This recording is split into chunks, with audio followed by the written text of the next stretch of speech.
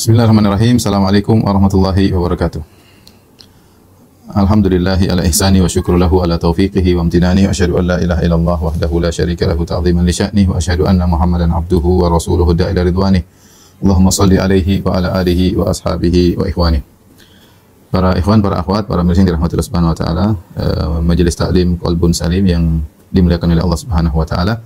Insyaallah pada pertemuan kali ini adalah pertemuan perdana. Kita akan bahas buku bekal salat ya, yang terdiri atas 2 jilid. Namun kita akan menyampaikan secara ringkas insyaallah, dan kita akan fokus pada praktek ya. Tetapi materi tetap juga akan saya sampaikan. Dan kita tahu bahwasanya salat adalah perkara yang sangat agung ya.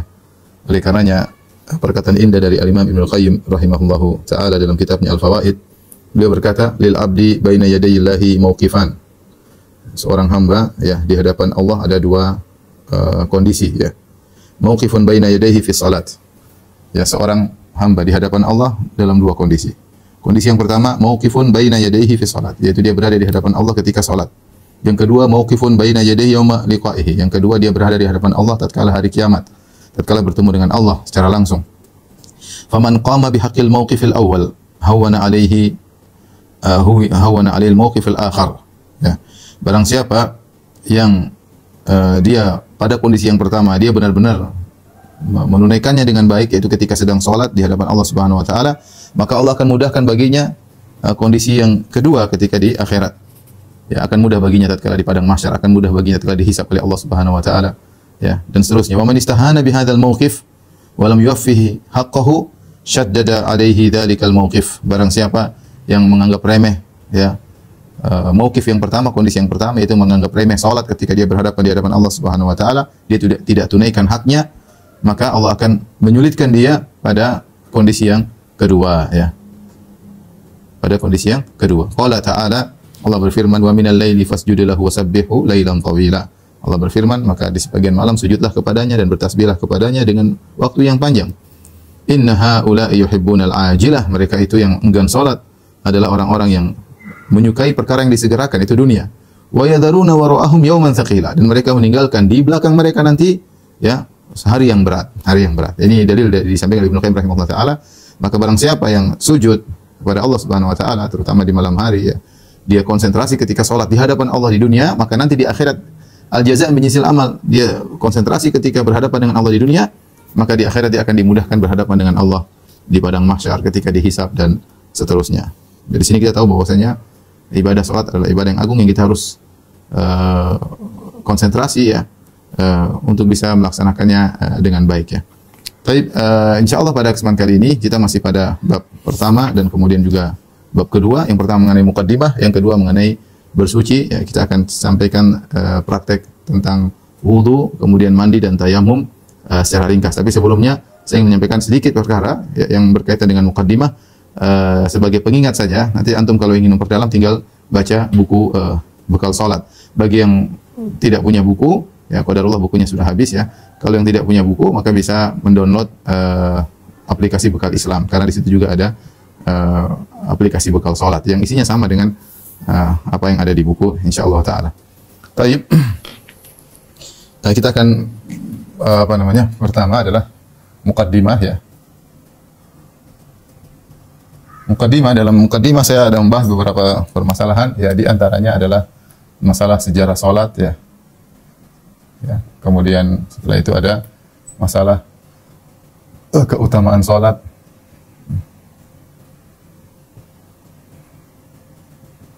Ya, kemudian ada adab ya. Adab menuju masjid. Kemudian perkara yang keempat adalah pentingnya khusyuk dalam salat. Pentingnya khusyuk dalam salat.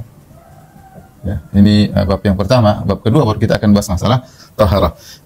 Tentunya pembahasan panjang, tapi saya ingin meringkas aja. Ya, kita tahu sejarah salat ada beberapa poin yang perlu kita ingat ya, bahwasanya pertama para anbiya, para nabi, mereka juga salat. Mereka juga salat ya. Dan dalil tentang hal ini banyak ya, seperti Nabi Ibrahim alaihissalam, kemudian Nabi Ismail alaihissalam ya, mereka membangun Ka'bah ya. Untuk apa? Lit-ta'ifina wal 'akifina war ruka'is sujud. Di antaranya dibangun Ka'bah untuk war ruka'is sujud, untuk orang-orang ruku dan sujud. Ya, artinya mereka salat, Nabi Ibrahim, Nabi Ismail. Kemudian juga misalnya Nabi Musa alaihissalam, Allah Subhanahu wa taala berkata kepada Nabi Musa, "Wa aqimis salata li dzikri." Wahai Musa, dirikanlah salat untuk mengingatku. Nabi Musa salat. Kemudian juga misalnya sebelumnya adalah Nabi Syuaib, ya Syuaibu as-salatuka ta'muruka an natruka ma ya'budu abauna aw an naf'ala fi amwalina ma nasha. Ya. Wahai Syuaib, apakah salat memerintahkan engkau agar kami meninggalkan sesembahan-sembahan kami yang disembah oleh nenek moyang kami, ya, kami melakukan kepada harta kami yang kami sukai. Jadi mereka tahu Nabi Syuaib salat. Para anbiya, mereka Nabi Isa alaihissalam ketika berbicara masih kecil, dia mengatakan, "Inni Abdullah atani al-kitaba wa ja'alani nabiyya wa ja'alani mubarakan aina ma kuntu wa awsani bis salati waz zakati ma dumtu hayya." Ya, aku adalah hamba Allah. Allah menjadikan aku nabi, Allah memberikan kepadaku Injil, dan Allah menjadikan aku berkah dimanapun aku berada. Wa awsani bis salati waz zakat. Allah berwasiat kepadaku untuk salat dan bayar zakat selama aku masih hidup, ya. Kemudian dan nabi-nabi seluruhnya melaksanakan ibadah salat. Jadi permasalahan bagaimana tata caranya itu yang kita tidak tahu. Bagaimana tata caranya kita tidak tahu. Jika para nabi mereka juga salat, ya, demikian juga umat para nabi sebelumnya juga diperintahkan salat, ya. Umat-umat para nabi sebelumnya juga diperintahkan salat. Dan ini sangat jelas ketika Nabi Musa alaihissalam, ketika Nabi sallallahu alaihi wasallam menerima perintah dari Allah salat 50 waktu, kemudian Nabi Musa turun kepada Nabi Muhammad SAW turun ketemu Nabi Musa, kemudian Nabi Musa mengatakan, mintalah keringanan. Rasulullah naik lagi ketemu Allah, turun sampai dari 50 waktu jadi 5 waktu.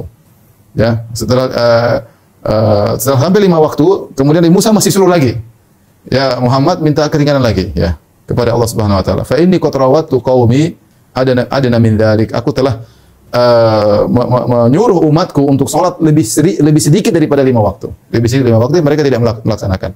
Ya, ini menunjukkan bahwasanya umat Nabi Musa alaihissalam mereka juga diwajibkan sholat, tapi lebih sedikit dari 5 waktu, entah 4, entah 3, wallahu a'lam bishawab. Ya, tetapi intinya jika para nabi mereka sholat, maka umat-umat juga sebelumnya juga diperintahkan untuk sholat. Hanya saja kita tidak tahu, ya, kita tidak tahu,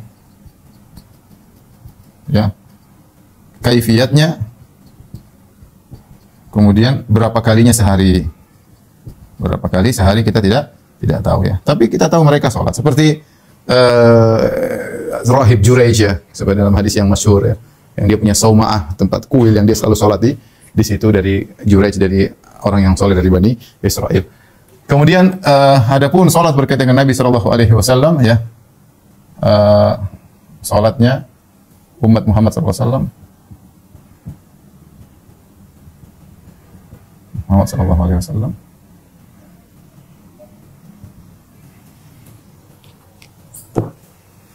Maka pertama kali salat disyariatkan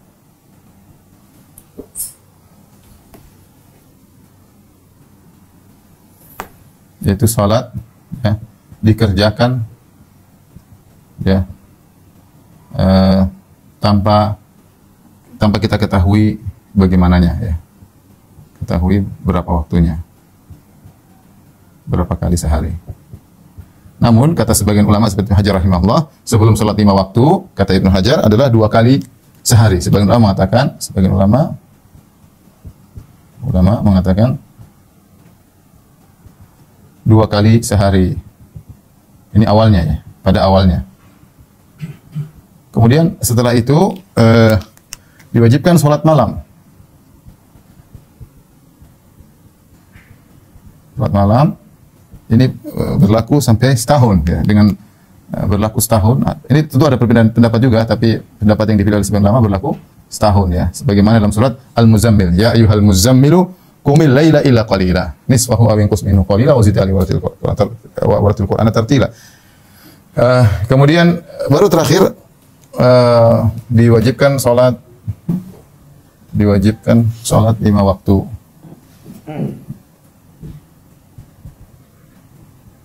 Sholat 5 waktu.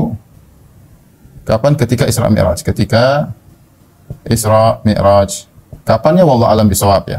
Tapi dia menjelang, ini terjadi menjelang hijrah. terjadi menjelang hijrah. Akan tapi ketika diwajibkan salat 5 waktu, ya, pertama kali diwajibkan salatnya 2 rakaat. Salatnya 2 rakaat. 2 rakaat, ya. 2 rakaat. Jadi salat asar masih 2 rakaat, salat zuhur 2 rakaat. Salat maghrib mungkin 3 rakaat, ya, tapi yang 4 rakaat masih 2 rakaat ketika itu, ya. Kemudian masih menghadap Baitul Maqdis. Ya. Baitul Maqdis, yaitu Masjid Aqsa. Kemudian setelah itu, setelah berhijrah, setelah sekitar 16 bulan atau 17 atau 18 bulan, setelah sekitar 16 bulan berhijrah, baru, ya, kiblat pindah ke Mekah. Ya. Selain itu, mungkin sebelumnya sudah telah terjadi proses 4 rakaat, tapi kapannya Allah alam bisawab. Dan sholat juga telah 4 rakaat. Tapi kapan ini Allah alam bisawab. Ya. Tapi Aisyah mengatakan awal mafuridat salat rakaatan, ya. Bahwasanya yang pertama diwajibkan salat 2 rakaat, 2 rakaat. Fa uqirrat fi safar wa utimmat fil hadar atau kama qalat. Maka kemudian safar tetap berlaku 2 rakaat, 2 rakaat, tetapi mukim jadi 4 rakaat, ya. Ini sejarah, kira-kira demikian sejarah salat. Dan pertama kali Rasulullah SAW menghadap kiblat, pindah menghadap Ka'bah ketika Rasulullah SAW salat di Masjid Banu Salimah atau Masjid Bani Salimah, ya. Ketika Rasulullah SAW menjenguk seseorang, kemudian Rasulullah SAW salat duhur di situ, baru 2 rakaat, kemudian turun ayat fawallu wajhaka syatral masjidil haram. Arahkan fawalli wajhaka syatral masjidil haram. Arahkan wajahmu ke arah Masjidil Haram. Maka Nabi rakaat ketiga keempat sudah dari menghadap ke utara berubah menjadi ke arah selatan. Dari menghadap Baitul Maqdis berubah menjadi menghadap Ka'bah. Dan itu ketika Rasulullah SAW salat zuhur. Makanya masjid tersebut sekarang dinamakan dengan Masjid Al-Qiblatain. Itu asalnya Masjid Banu Salimah. Taib, kita bahas berikutnya tentang keutamaan salat.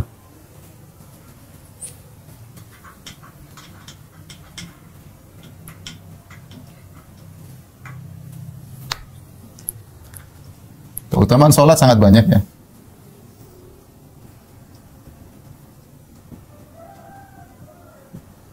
Tentu keutamaan salat sangat banyak, tapi di antaranya, ya, bahwasanya amal hamba yang pertama kali dihisab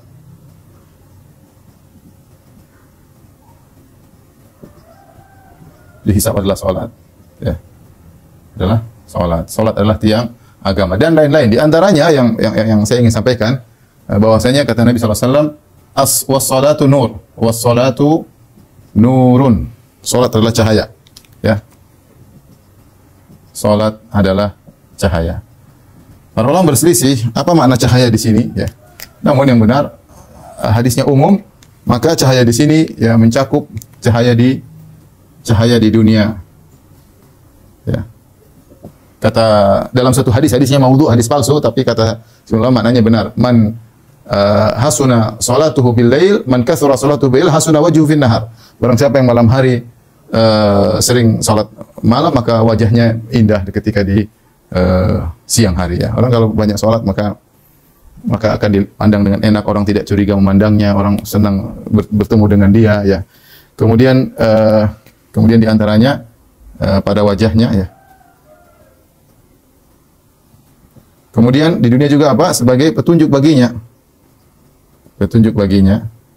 Berarti ini cahaya maknawi, ya, cahaya maknawi. Kenapa? Karena Allah Subhanahu wa taala berfirman, "Inna sholata tanha 'anil fahsya'i wal munkar." Inna sholata tanha 'anil fahsya'i wal munkar. Sesungguhnya salat mencegah dari perbuatan keji dan kemungkaran. Kalau orang salatnya benar, niscaya dia akan terjaga dari perbuatan keji dan mungkar. Kalaupun dia melakukan, dia akan segera bertobat. Seorang jahatnya seperti apapun, seorang pelaku maksiat apapun, berarti jangan tinggalkan salat 5 waktu. Selama salat 5 waktu dia masih kerjakan, maka tetap ada kegelisahan ketika dia melakukan kemaksiatan. Dia tetap merasa berdosa, terus hatinya dibersihkan. Dan salat akan bersih. Dalam lama dia akan meninggalkan perbuatan tersebut, ya. Tapi cahaya dunia, kemudian kata para ulama, cahaya di alam barzakh. Di alam barzakh, ya. Di alam kubur kita tahu bahwasanya kita sangat butuh dengan cahaya di alam tersebut, alam yang gelap, ya. Kemudian Bayangkan kalau seorang tinggal satu tempat, kemudian sempit, ya, kemudian gelap, ya mengerikan. Tapi ketika seorang beriman kepada Allah, maka kuburannya diperluas, kemudian diberi cahaya oleh Allah Subhanahu wa taala. Kemudian juga di antaranya cahaya, ya, yang paling penting, ya, ketika di mahsyar. Ya, bukankah Nabi SAW mengatakan inna ummati yud'auna yaumil qiyamati ghurran muhajjalina min atharil wudu. Sungguhnya umatku pada hari kiamat akan dipanggil ada cahaya dari bekas wudu, ya. Orang yang salat maka tubuh mereka bercahaya, wajah mereka bercahaya, tangan mereka bercahaya, kaki mereka bercahaya, ya, karena mereka dahulu salat di dunia. Kemudian yang paling penting adalah cahaya di atas sirat, ya. Di atas sirat yang menuju surga, yang dimana seorang membutuhkan cahaya untuk bisa melewati sirat menuju surga, karena ketika itu terjadi zulmah, kegelapan yang luar biasa, jika seorang tidak memiliki cahaya maka dia akan jatuh ke dalam api neraka jahanam, ya. Tentu keutamaan salat sangat banyak.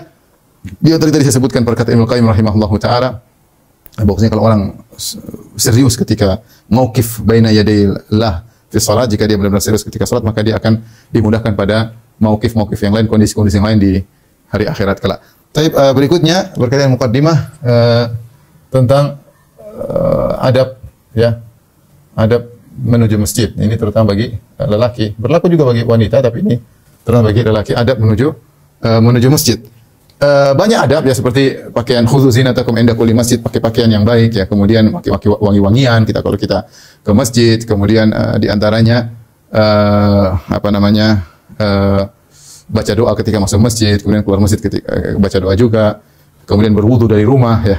Tapi ada poin yang ingin saya sampaikan, ada poin penting, yaitu kata Nabi sallallahu alaihi wasallam, inna ahadakum idza kana ya'midu ila salat fa innahu fi salat, atau kama qala. Kata Nabi sallallahu alaihi wasallam, sesungguhnya salah seorang dari kalian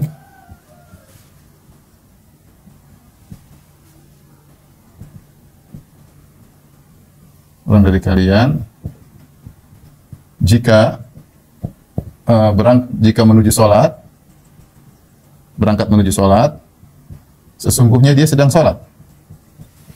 Dia sedang salat. Dari sini maka seorang menghadirkan dalam dirinya ketika dia sedang berjalan dari rumah menuju masjid, dia sedang salat. Artinya pahala sudah mulai berjalan berdasarkan hadis ini. Karena dia mengatakan fa innahu fi salat, dia sedang salat. Makanya disunahkan seorang sebelum pergi ke masjid berwudu. Karenanya, perhatikan. Karenanya, ya. Ya, disunahkan berwudu sebelum ke masjid.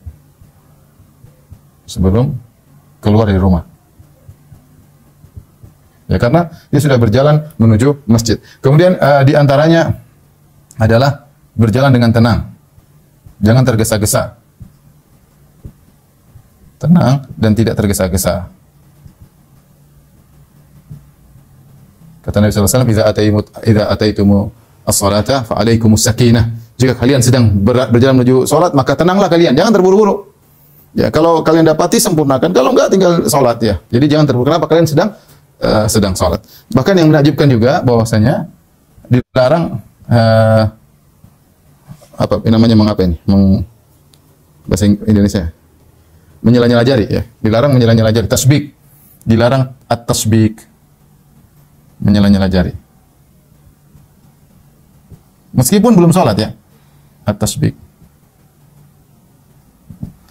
Menyela-nyela jari dilarang, ya. Kita dalam salat dilarang, tentu jelas dalam salat dilarang, ya. Karena ada yang mengatakan ilahnya, ada yang mengatakan ini salat tata cara salat Yahudi, ada yang mengatakan seperti orang main-main salat begini, seperti orang tidak sedang berhadapan dengan Allah Subhanahu wa taala. Bahkan dilarang menyela-nyela jari bukan hanya ketika salat, tetapi ketika menuju salat juga dilarang untuk menyela-nyela jari, ya. Dilarang. Kenapa? Karena dikatakan dia sedang salat.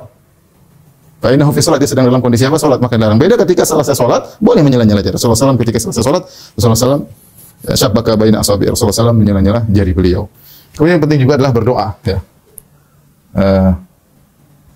Berdoa ketika di jalan dengan doa yang masyhur di antaranya, Allahumma ja'al fi qalbi nuran wa fi sam'i nuran fi basari nuran, ya. Wa ja'alni nuran min fawqi nuran min tahti nuran an yamini nuran shimali nuran wa ja'alni nuran. Ya Allah, jadikanlah pada hatiku cahaya. Ya Allah, jadikanlah pada pandanganku cahaya. Ya Allah, jadikanlah pada pendengaranku cahaya. Ya Allah, jadikanlah cahaya di atasku, dari bawahku. Wa an yamini nuran, berikanlah cahaya dari samping kananku. Wa an shimali nuran, dari sebelah kiriku nuran. Waj'alni nuran, dan jadikanlah aku cahaya ya rabbal alamin. Jadi ini menunjukkan bahwasanya seorang ketika berjalan menuju masjid dia serius. Makanya para ulama menulis buku tentang adabul masyi ilal masjid. Adab-adab berjalan menuju masjid, karena bukan cuma salat aja yang penting, mukaddimahnya juga penting. Bahkan kalau orang serius dalam hal ini dia mudah untuk khusyuk. Dia mudah untuk khusyuk. Di antara Syekh Muhammad bin Wahab rahimahullah taala punya buku judulnya Adabul Masyi ila Salat, ya. Adab berjalan menuju salat, dan dibahas oleh para ulama khusus tentang adab menuju masjid, menuju salat, karena ini juga perkara penting. Yang terakhir mukaddimah, ya, adalah khusyuk dalam salat. Khusyuk dalam salat. Ini tentunya perkara yang sangat penting, kata Allah Subhanahu wa taala, qad aflahal mu'minun alladzina hum fi salatihim khashi'un, ya. Sungguh beruntung orang beriman. Kemudian Allah sebutkan banyak ciri-ciri orang beriman. Ciri pertama Allah sebutkan alladzina hum fi salatihim khashi'un, yaitu orang-orang yang khusyuk dalam salatnya, ya. Dan tentu keutamaan khusyuk sangat banyak. Adapun tata cara khusyuk, ya, kiat meraih khusyuk.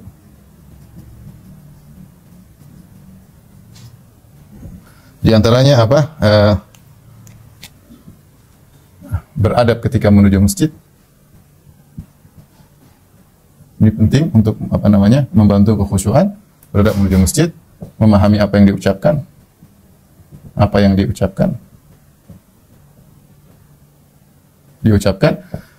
Jadi kita baca Al-Fatihah, kita berusaha memahaminya, kita baca zikir sujud, zikir ruku, semuanya kita berusaha memahami mana. Dulu di antara dua sujud, dan itu semua dalam aplikasi bekal sholat. Tinggal kita berusaha mengulang-ulang. Insyaallah kalau kita sering, kita akan pahami apa yang kita ucap, dan itu sangat membantu kekhusyuan. Kemudian sholat seperti hendak meninggalkan dunia ini.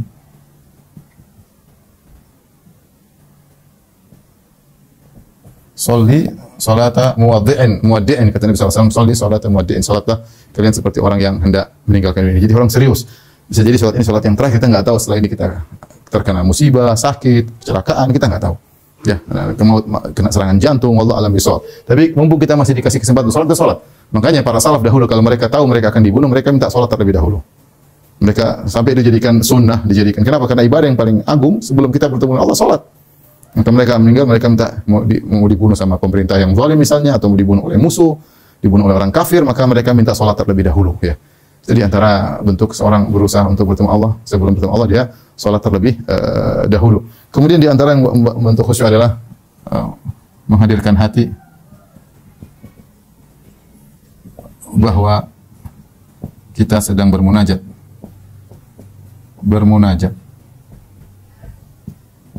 dengan Allah. Munajat itu maksudnya bicara, berbisik-bisik berdua, namanya munajat, ya. Makanya dalam hadis, idza kana ahadukum fi sholati fa innahu yunaji rabbahu. Jika salah seorang sedang salat, maka dia sedang bermunajat dengan Rabbnya. Sedang berbicara, makanya kita mengatakan alhamdulillah alamin arrahmanir rahim. Allah balas perkataan kita. Ya Allah, qad nara taqalluba wajhika fis sama. Apa kata Allah Subhanahu wa taala? Wa taqallubaka fis sajidin, ya. Allah tahu gerak-gerikmu ketika kau sedang sujud, ya. Ya. Allah tahu apa yang kita lakukan. Kita sedang sujud berdiri, ya, maka kita yakin kita sedang bermunajat dengan Allah Subhanahu wa taala. Ini di antara mukaddimah dari bab pertama yang ingin saya sampaikan. Ringkasan dari kitab bab salat yang para ikhwan, para akhwat bisa membacanya insyaallah taala di buku atau di aplikasi. Tolong dihapus. Setelah ini kita masuk pada bab yang kedua tentang praktek singkat bagaimana cara bersuci. Kalau kita sekarang masuk pada bab kedua tentang tata cara bersuci. Tentu secara ringkas juga tata cara bersuci, ya, karena kita tahu syarat salat adalah seorang dalam kondisi suci. Jika tidak suci maka salatnya tidak sah. Dan adapun bersuci kita bisa bagi menjadi tiga. Yang pertama adalah wudu, ya. Kemudian adalah mandi, al-ghuslu. Kemudian yang ketiga adalah tayamum, ya. Kita akan sampaikan secara singkat tentang wudu, ya. Tentunya wudu adalah untuk hadas kecil, ya. Kemudian mandi adalah untuk hadas besar. Adapun tayamum adalah untuk hadas kecil dan besar, ya, sebagai pengganti wudu dan tayamum dan mandi. Ya. Baik, wudu, ya. Ada rukun wudu biar tidak lupa, ya. Ya. Rukun wudu. Di antaranya adalah basuh 4 anggota wudu yang disebut dalam Al-Quran.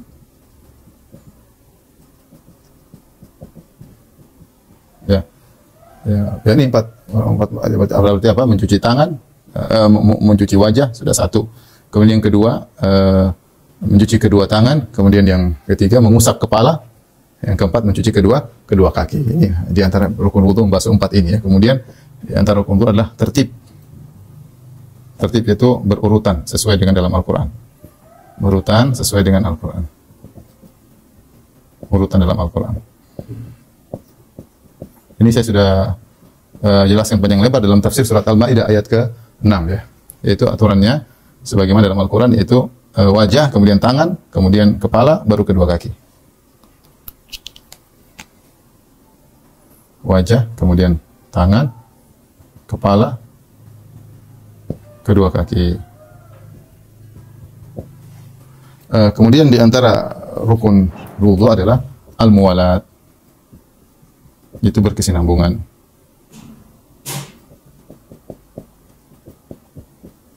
Maksudnya apa? Maksudnya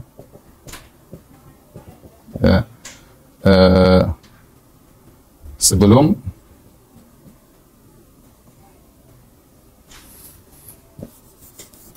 anggota wudu sebelum kering sudah membasuh yang berikutnya, basuh anggota wudu berikutnya.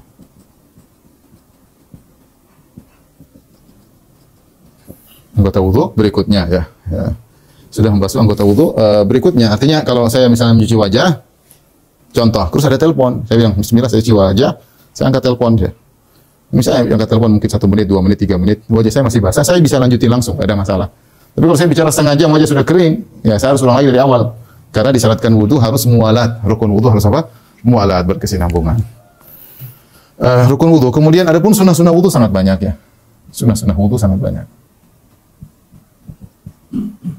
Tentu kalau kita berwudu ikut sunnah, pahalanya lebih banyak, ya.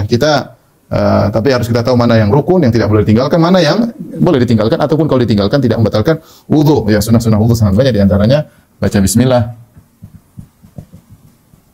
sebelum wudu. Kemudian mencuci tangan, ya, hingga pergelangan, ya, sebelum wudu. Kemudian berkumur, istinsyak, menghirup air ke hidung.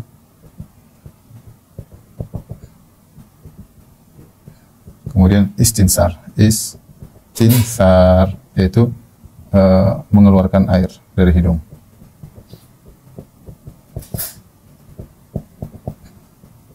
Kemudian di antara sunnahnya adalah membasuh 3 kali,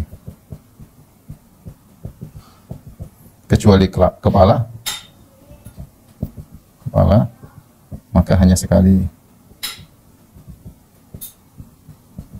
Kemudian di antara sunnah adalah dahulukan kanan dari yang kiri.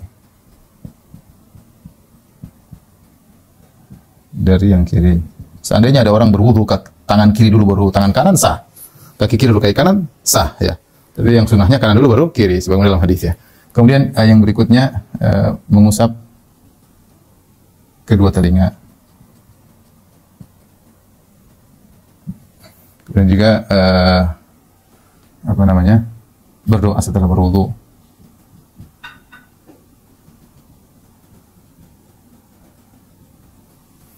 Setelah berwudu, ya. Kemudian yang terakhir catatan penting, ya. Pertama, untuk membasuh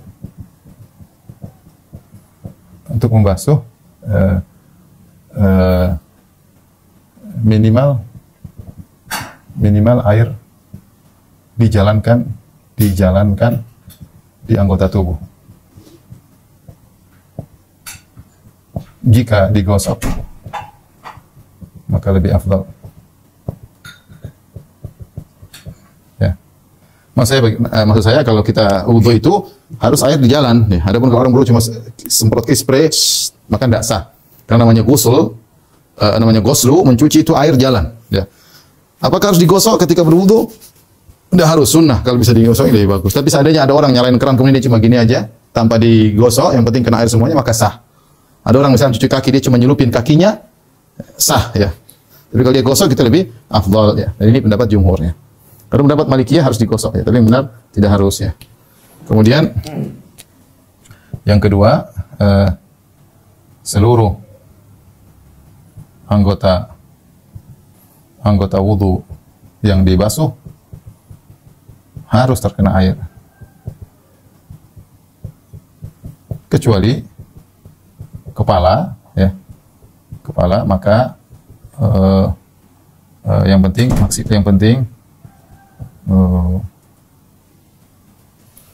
sebagian besar. Kenapa? Karena kepala yang diwajibkan, karena kepala tidak dibasuh tapi diusap. Ini yang perlu kita ingatkan. Baik, sekarang kita praktekkan tata cara berwudu ya. Sekarang tata cara berwudu. Baik, tolong difokuskan. Baik, kita bayangkan aja ada air ya. Gimana caranya? Tentu pertama kita berwudu, kita bilang Bismillah. Bismillah, kemudian kita mencuci kedua tangan. Ingat, saya pergelangan. Ini belum inti wudu, masih muqaddimah. Seandainya kita tidak mencuci dua tangan juga sah, tapi ini sunnah. Cuci kedua tangan, terutama kalau baru bangun tidur. Ya, sampai di pergelangan tangan, bukan sampai di atas, masih pergelangan tangan. Jadi Bismillah, baru kita mencuci kedua tangan, ya 3 kali. Setelah mencuci, karena masih sunnah wudu, ya. Setelah kita mencuci kedua tangan, maka disunnahkan kita berkumur-kumur 3 kali. Famadmid, kata Nabi, idza tawadda'ta famadmid. Kalau berwudu maka berkumur-kumurlah. Kita ambil air, berkumur-kumur sambil kita istinsyak. Istinsyak kita menghirup air di hidung. Kemudian kita buangkan, kemudian kita keluarkan air juga dari hidung. Keluarkan air dari hidung namanya istinsar. Istinsar. Jadi kita ambil 1, kemudian ambil lagi 2, kemudian ambil lagi 3 ya. Itu namanya berkumur-kumur, istinsak dan istinsar. Ini hukumnya apa? Hukumnya sunnah menurut pendapat yang lebih kuat dan menjumhur ulama. Riwayat dari Imam Ahmad bahwasanya hukumnya wajib, tapi yang benar adalah hukumnya sunnah. Kemudian setelah 3 kali maka kita mencuci wajah. Cuci wajah, kita ambil air. Terserah mau 1 tangan, mau 2 tangan, Allah tidak bahas. Tapi kalau kita 2 tangan lebih mudah ya. Mau dari sini dulu, mau dari atas dulu, dari sini terserah. Ya, jangan kita bilang sunnahnya begini, atau sunnahnya begini, atau sunnahnya begini, atau sunnahnya begini, terserah. Ya, terserah. Yang penting Allah suruh basuh wajah yang semudahnya aja. Ya, kalau 2 tangan lebih mudah. Adapun wajah, haddul wajah, batasan wajah, yaitu dari rambut tempat tumbuh di sini, ya vertikal sampai di dagu sini. Ini namanya wajah. Kemudian adapun dari kanan ke kiri horizontal, yaitu dari sini. Dari sini sampai ke sini. Ya, ini namanya semuanya wajah. Kalau orang punya cambang di sini, ada khilaf di kalangan ulama bagaimana di belakang cambang ini. Setelah telinga ada bagian kulit kemudian cambang. Ya, karena kalau sudah namanya wajah dalam bahasa Arab itu sesuatu yang orang melihat dengannya. Ya, ketika dilihat di kaca itu yang terlihat namanya wajah. Oleh karenanya di belakang ini bukan wajah, ini juga bukan wajah karena tidak terlihat ketika di cermin. Kemudian rambut yang jadi patokan adalah di sini yang tumbuh rambut biasa. Adapun kalau orang botak tengah, rambutnya tumbuhnya di sini ya, bukan berarti dia harus sampai ke atas karena sudah kepala. Artinya yang wajar di sini ya. Yang wajar di sini namanya wajah. Jadi bikin juga orang rambutnya sampai di sini misalnya, tetap yang jadi patokan adalah batasan normal yaitu di sini. Itu namanya wajah. Maka dia pun mencuci wajahnya ya. Sekali minimal. 3 kali bagus. Kemudian ambil air lagi, 2, yang penting kena semua. Kemudian yang ketiga. Ini rukun ini adalah rukun wudu. Yang tadi bismillah, cuci tangan, kumur-kumur, hirup air, keluarkan air, itu semuanya sunnah, bukan rukun wudu dan tidak wajib. Tapi setelah wajah 3 kali, baru kemudian tangan. Kata Allah Subhanahu wa taala, wa aydiyakum ilal marafiq. Dari tangan sampai ke siku. Siku masuk atau tidak ada khilaf, masukin aja siku biar diusap. Apakah mau begini? Air kemudian begini. Ya, ingat ini diusap lagi. Ini tadi dari jari sampai pergelangan tangan sudah kita cuci di awal kali, sunnah. Jangan seorang menyangka karena sudah cuci sekarang tinggal bagian pergelangan sampai siku, tidak sah wudunya. Harus diulang lagi dari ujung jari sampai ke siku. Adapun caranya, terserah dia mau begini, boleh. Dia mau begini, boleh terus ke bawah, terserah, ya, boleh. Ya. Sunnahnya kanan dulu, baru kiri, 3 kali ya.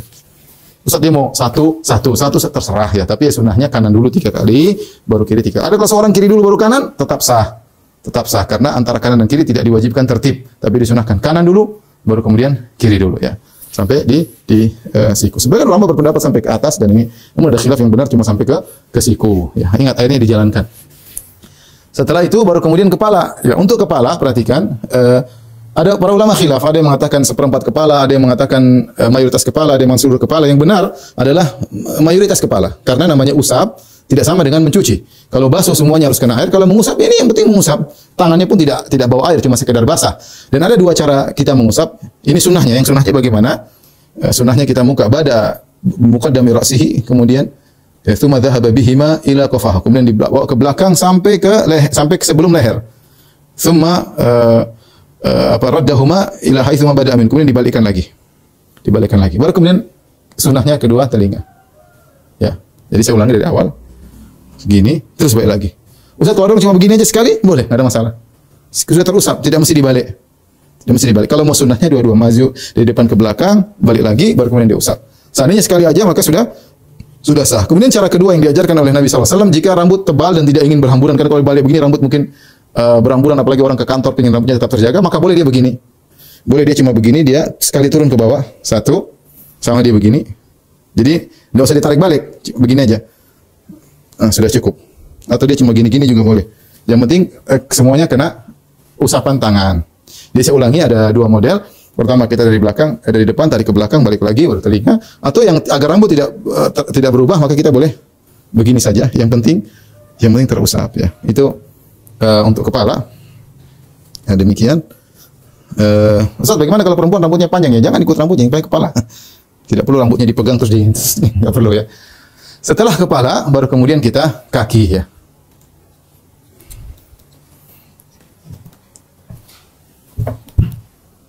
Coba kakinya gimana? Di sini kaki ya. Kaki dari ujung jari sampai ke mata kaki ya, sampai ke mata kaki. 3 kali. Mata kaki adalah yang ini, bukan yang ini ya. Orang Syiah menganggap mata kaki yang ini, yang benar mata kaki adalah ini. Jadi sampai sini mata kaki juga diusap sebanyak 3 kali ya. Jari-jari di salah-salah boleh ya. Tidak jadi masalah, menjelah jari-jari hukumnya sunnah ya.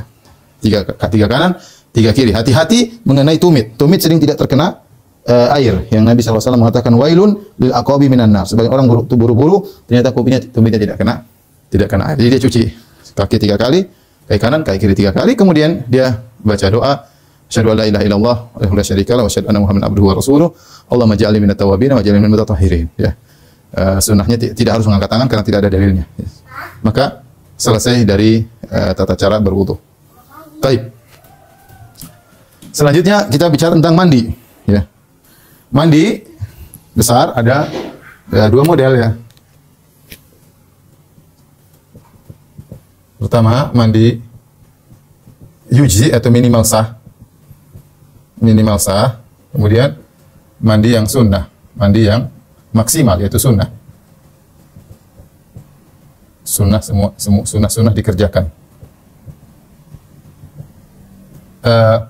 Adapun mandi minimal sah, maka yang penting adalah niat ya. Penting apa? Niat mandi. Tentu juga ini tadi lupa ya, rukun wudu tentu juga niat ya. Harus ada niat wudu. Niat mandi bukan sekedar mandi, karena niat ini penting. Barang siapa yang mandi kemudian dia tidak niat mandi, maka mandinya tidak sah. Saya sering sampaikan contoh, seorang lelaki berhubungan dengan istrinya di hari Jumat di pagi hari. Setelah subuh kemudian dia berhubungan dalam kondisi junub. Kemudian jam-jam 10 dia pengen ke masjid, dia mandi, tapi dia ternyata lupa kalau dia junub, sehingga dia tidak niat mandi junub, mau mandi biasa aja. Ketika dia sholat Jumat dia baru ingat, ternyata saya tadi mandinya bukan niat mandi junub, maka mandinya tidak sah. Mandi itu tidak mengangkat hadas karena mandi butuh niat. Kalau sudah mandinya tidak sah, berarti toharohnya tidak sah. Kalau toharohnya tidak sah, maka sholatnya tidak sah, harus diulang. Jadi niat mandi, ya. Kemudian yang penting seluruh tubuh basah. Seluruh tubuh basah. Ya. Seluruh tubuh basah. Maksudnya, jika seorang bismillah kemudian jebur ke dalam air, keluar maka sah mandinya. Maka sah mandinya, ya. Ya, maka sah mandinya, ya. Ini apa namanya? Mandi yang sah, minimal seperti itu, ya. Ya, minimal seperti itu. Tanpa harus ada urutan. Tangan dulu, kaki dulu, terserah, dari bawah, dari atas, terserah. Pokoknya badan semua jebur kena air, bismillah, maka sudah sah. Mandi yang maksimal selesai dikerjakan, maka banyak seperti di antara sunnah-sunnah yang dikerjakan adalah ucapkan bismillah. Ini yang terbaik kita. Kemudian apa namanya? Setelah itu berwudu, ya, berwudu. Kemudian setelah itu apa namanya? Menggosok-gosokkan kepala, menggosok-gosokkan jari, gosok-gosokkan jari-jari di kepala, di kulit kepala. Kemudian membasuh atau mengguyur bagian kanan tubuh dulu.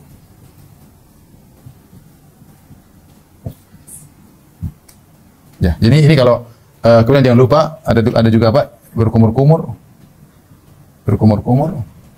istinsyak, ya, istinsyak, ya, istinsar, ya. Nah, ini jangan lupa, usahakan juga, karena Imam Syafi'i meskipun memandang bahwasanya berkumur-kumur istinsyak adalah sunnah, tapi dia mengatakan kalau orang mandi jangan lupa berkumur-kumur istinsyak. Dia mengatakan siapa yang meninggalkan ini berkumur-kumur istinsyak, faqad asa'a, maka dia telah berbuat buruk. Tapi tetap sah, ya. Tetapi kalau kita bisa mengerjakan sunnah ini semua, yang baik wudu kita kerjakan, berkumur-kumur kita kerjakan, istinsyak kita kerjakan, terbaik. Kalau enggak, yang penting kita niat jebur, basah semua sudah sah. Ya, ini mandi yang maksimal. Tapi gimana cara prakteknya? Mudah. Jadi kita kalau mandi junub, ya tentunya kita bersih-bersih dulu seluruhnya.